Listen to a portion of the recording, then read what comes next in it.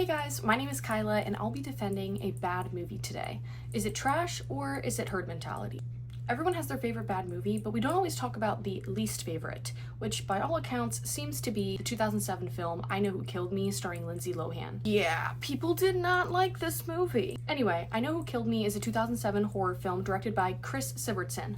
This guy. I Know Who Killed Me had a reasonable budget of about $20 million, but it only raked in $9.7 million from the box office, making it a true and total flop. Despite having Lindsay Lohan in her prime, we'll get to that, and other big names like Neil McDonough and Bonnie Aarons, people did not rock with this movie when it came out, and they still don't today. My personal favorite review is this one. If this movie were a car, it would be the Homer, with nude women decals all over it and jets that spray blood instead of windshield wiper fluid. Okay, I know you're probably dying to know what this movie's about, and here is the most cohesive rundown I can give you. Aubrey Fleming is a low-key rich high school girl from the fictional suburbs of New Salem who quits piano lessons to pursue her goal of getting into Yale. But oh no, there's a serial killer in New Salem, and he gets Aubrey. Don't worry, he doesn't actually kill her. He just amputates her at the arm and the leg using dry ice and then leaves her to die. Heartwarming, truly. Aubrey wakes up in the hospital, but she claims to be someone named Dakota Moss. According to Dakota, her mom died of an overdose and she works as a stripper. Definitely not the ivory-plucking suburban queen everybody thinks she is. But Aubrey's parents, the doctors, and even the FBI think she's full of shit, and they're like, no girl, you are Aubrey. But as it turns out, Dakota isn't lying. She's actually Aubrey Fleming's long-lost twin. They got separated at birth, and this is the story for that. Apparently, while Aubrey's mom was in the hospital delivering the baby, she didn't have the baby, and she was unconscious, and the dad went and paid a crackhead that had twins to take one of the twins and play that off as their child. Anyway, there's this thing called stigmatic twins, where basically when one twin gets injured, the other twin will experience the exact same physical effects even though they didn't actually get the thing done to them. So in this case, that means that Aubrey was the one taken by the serial killer, Aubrey was the one amputated, but it also happened to Dakota. Basically her hand and leg just like fell off, and then she was found unconscious and taken into the hospital. Aubrey Fleming is actually still with the serial killer, unfortunately for her. In the end, Dakota finds Aubrey alive in this like casket thing, and they reunite, if you will, and she saves her. Spoiler alert, the killer was indeed the piano teacher. Obviously, in the interest of your time and sanity, I left out a lot of little details, but the important thing is that you know why people hated this movie, because ooh, did they hate it. Some call it a hack's attempt at a Lynch film, or the worst possible idea for a Parent Trap sequel that manages to combine elements of Stigmata, Dune, The Empire Strikes Back, the Corsican Brothers, and the Blue Man Group. Yes, there's a lot of blue. And okay, I do have to agree, I Know Who Killed Me is not the most narratively coherent or acted to the nines, but I did have a nightmare about being kidnapped after watching this film, so I would say it's effective as horror. However, I think people have this movie all wrong. In my very trusted undergraduate film major opinion, I think I Know Who Killed Me is a testimony to the hardship and awful treatment that female child stars experience as they attempt to break free of the juvenile view the public has of them. Through exaggerated editing, mise-en-scène, fragmented framing, and voyeuristic editing, I Know Who Killed Me represents the public unraveling and forced reinvention of female child stars as they attempt to transition into an adult celebrity. Now, I don't think anyone is a stranger to the rise and demise of Lindsay Lohan, but I will give you a refresher. Lohan started as a child actress working with companies like Disney, and she finally got her big break in movies like The Parent Trap, Freaky Friday, Mean Girls, yada yada. But while I Know Who Killed Me was being filmed, and after its release, Lindsay Lohan was pretty much in the trenches. She started getting arrested left and right for like drinking and driving, cocaine possession, petty theft, the whole nine. She was in and out of rehab and jail for the better part of the late 2000s and early 2010s, and it took literally years for her reputation to be somewhat fixed. But this unfortunate demise didn't just happen to Lindsay Lohan, it's happened and will continue to happen to a plethora of stars like Miley Cyrus, Britney Spears, Amanda Bynes, the list goes on. All of these celebrities have been picked apart and beaten down by the media and fans alike when they tried to break free of their reputation as a child star. For these female child stars, there's normally a pattern of defeat involving public scrutiny, sexualization by the media, substance abuse. I Know Who Killed Me dramatizes this cultural pattern by making it a horror film, and its filmic elements reinforce the effect that this pattern has on its so-called victims. So, the first piece of filmic evidence I have for you today is the mise-en-scène in I Know Who Killed Me. The film is constantly contrasting between two visual worlds. So we have what I have dubbed the bright suburban world and the stripper night world. So first, let's take a look at some of the clips from the day-to-day life that Aubrey has in the movie. As you can see, there are a lot of pastel colors, bright lighting, and just an overall good vibe to these scenes. It's very bright and pretty, and Aubrey's house is a cute pastel yellow color. She wears a pastel tank top, and even the plants out front are groomed and pretty, obviously symbolizing order and control and what it means to be a child star, where you have this innocence and things are dealt with for you, but at the same time you are under the control of your management, parents, and the adults around you. And I do want to call out that foreshadowing, that little chop.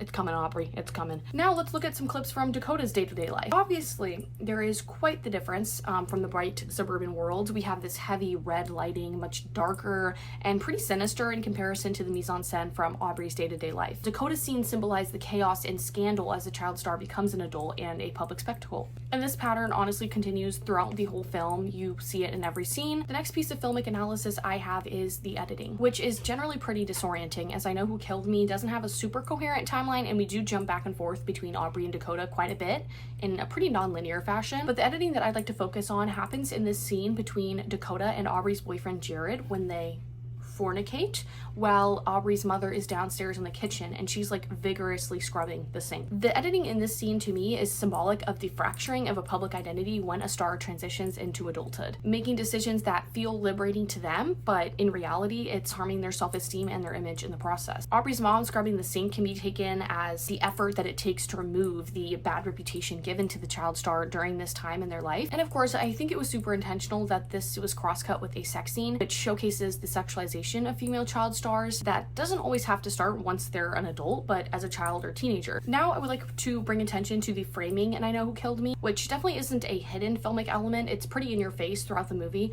but I would like to talk about the use of mirror framing. The cinematographers use this a lot, like I said, but there are 3 specific examples that I want to highlight. The first is Aubrey eyeing her lovely gardener with the nipple tattoo through her rearview mirror. I think this framing is intentional because it shows us the desire of a child star to be perceived as an adult, and a lot of times that desire leads them to promiscuity, sexual scandals, even just dressing more revealingly, and the public will sexualize them no matter what. So a lot of them just do it to themselves by the way of management or parent involvement or their just own volition. It feels like a demand to them. They have to be sexy, and that's what the public wants. The second example I have is Dakota looking in the mirror in her strip club dressing room. I think that crack across the mirror is quite intentional. It shows us this portal into the mind of a female child star. Their identity is broken and fragmented into 2 pieces, who they used to be and who the public knows them as, and then their self and what they want, their current self. And the last example I have is Dakota seeing Aubrey in the mirror as she reaches for the piano trophy up on her like hutch thing. This is the most on the nose example I have for you, as it quite literally symbolizes what I was just talking about.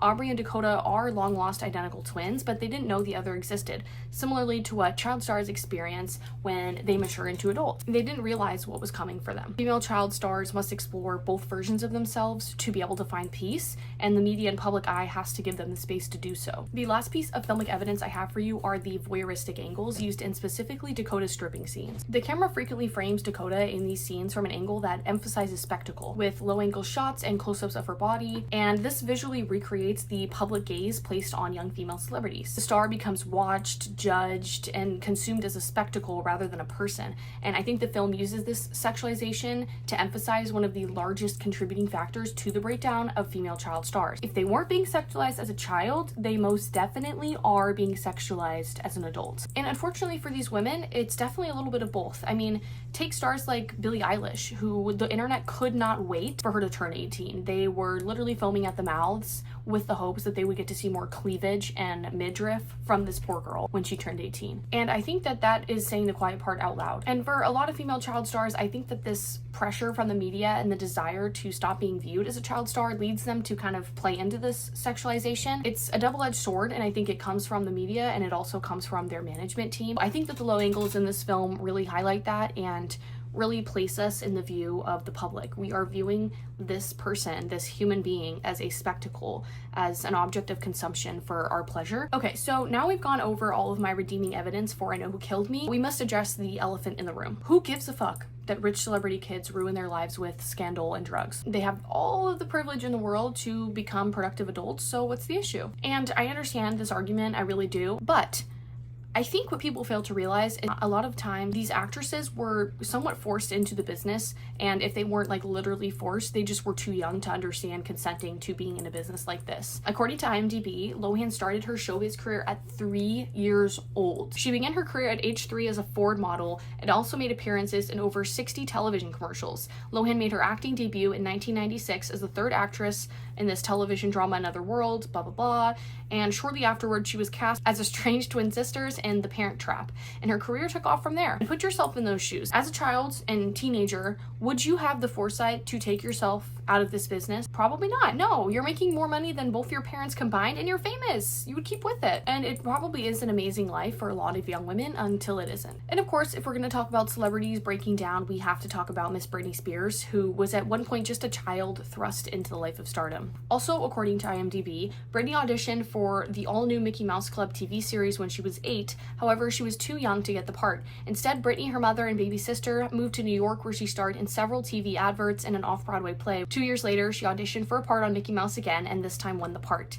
And at just 17 years old, Britney became the pop star that the world knows her as today. And it was around this time that Britney was beginning to raise more than a few eyebrows. On one hand, Britney was the perfect picture of innocence, declaring herself a virgin until marriage, yet on the other hand, she was sexually charged and provocative, with performances such as the MTV Video Music Awards in 2000, when her costume made her appear scantily clad. And as the young woman was growing up, it seemed there was an internal conflict between her management, and her mother, all pulling her in different directions. Yet the image the public saw was a gorgeous young woman, beautifully dressed and damn close to perfection, often labeled the pop princess around the world.